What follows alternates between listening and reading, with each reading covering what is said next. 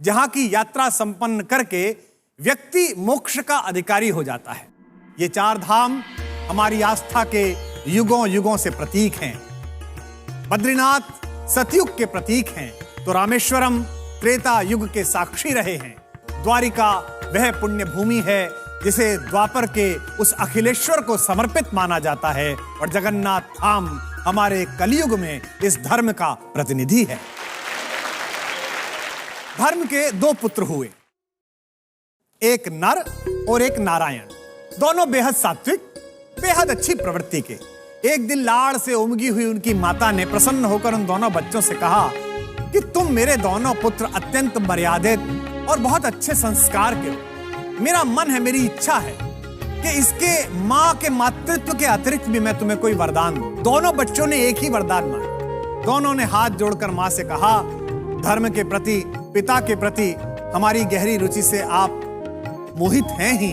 माता, आप हम दोनों को तपस्वी होने का वरदान दीजिए। मां हैरान हो गई, क्योंकि जिन पुत्रों से इतना अधिक मोह था, जितना अधिक स्नेह है, जितना लाड़ है, अगर उन्हें तपस्वी होने का वरदान देती है तो वे तपस्या के लिए परिवार को, घर को छोड़कर चले जाएंगे। लेकिन वचनबद्ध माता ने अंततः पुत्रों के मोह को पीछे करके अपने वचन की पालना की और दोनों पुत्रों को परम तपस्वी, परम तेजवान होने का वरदान दिया। अपनी मां से मनचाहा वरदान प्राप्त करने के बाद नर और नारायण घर परिवार की देहरी को त्याग अपने संकल्पों को हिमालय जैसी ऊंचाई देने के लिए पर्वतों के उस प्रदेश में पहुंचे जहां उन्होंने कठिन तपस्या आरंभ कर दी। बद्रीनाथ वही पवित्र भूमि है जहां धर्म के उन यशस्वी पुत्रों ने सहस्रों वर्षों तक घोर तप किया है। जिस पर्वत पर नर ने तपस्या की वे इतिहास के शिलालेख पर नर पर्वत के नाम से अंकित हुआ और जिस पर्वत पर नारायण ने तपस्या की उसे आज भी हम नारायण पर्वत कहकर प्रणाम करते हैं। आइए अब बढ़ते हैं दूसरे धाम की ओर, यानी कि त्रेता युग का प्रतीक, भगवान की पुण्य लीलाओं का साक्षी वह रामेश्वर तट, जहां अनाचार के विरुद्ध एक तपस्वी के युद्ध का ऐसा उद्घोष हुआ कि विश्व आज भी उस आतताई के खिलाफ भगवान की उस भूमिका को दशहरा और दिवाली के रूप में मनाता है। अपने समय के सबसे अधिक पराक्रमी, बुद्धिमान, तेजस्वी और वंश परंपरा के समस्त गुणों के साथ अभिषिक्त होने वाले अपराधी रावण का वध करने के लिए भगवान मर्यादा पुरुषोत्तम श्री राम ने इसी स्थान पर शिवलिंग की स्थापना की थी। प्रभु ने श्री राम को विजय का आशीर्वाद दिया था और भगवान शंकर इस दुनिया में सत्य के लिए संघर्ष कर रहे हर संकल्प को सहारा देने की अवधारणा तब से लेकर आज तक दोहरा रहे हैं।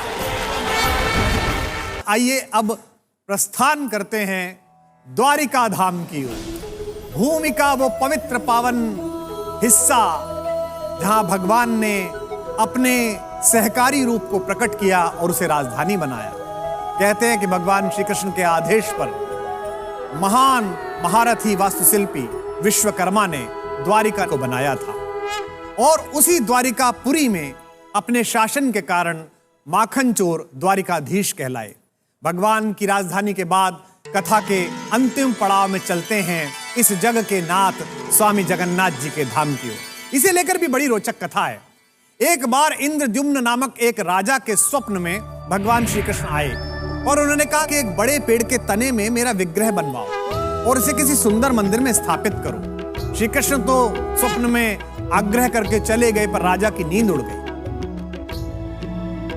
उसे पूरे भारत में ऐसा कोई मूर्तिकार नहीं मिला कि जैसी मूर्ति उसने स्वप्न में देखी थी ऐसी निकाल सके। एक दिन राजा के द्वार पर एक बूढ़ा मूर्तिकार आया और उसने कहा, मैं ये काम करने के लिए तत्पर हूं, किंतु मेरी एक शर्त है। मैं प्रतिमा का निर्माण एक बंद कक्ष में करूंगा और प्रतिमा का निर्माण पूर्ण होने से पहले उस कक्ष का दरवाजा अगर किसी व्यक्ति ने खोला तो काम जहां पर है मैं वहीं पर रोक दूंगा।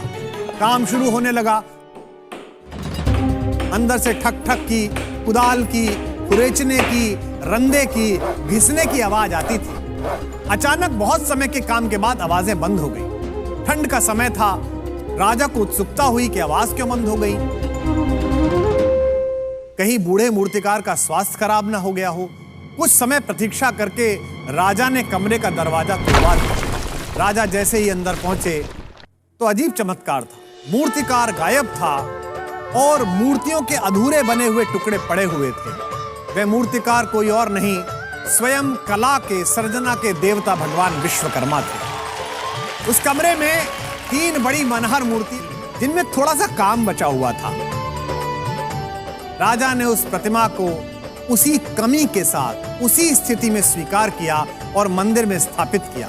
तब से भगवान श्री जगन्नाथ अपने बड़े भाई बलदाऊ बलराम और अपनी लाडली बहन सुभद्रा जी के साथ वहां विराजमान हैं और लाखों लाख भक्त वहां आकर भगवान के परिवार का आशीर्वाद लेते हैं। भारतीय संस्कृति में आस्था के इन पूज्य 4 केंद्रों की कथा हमें बहुत कुछ सीख देती है।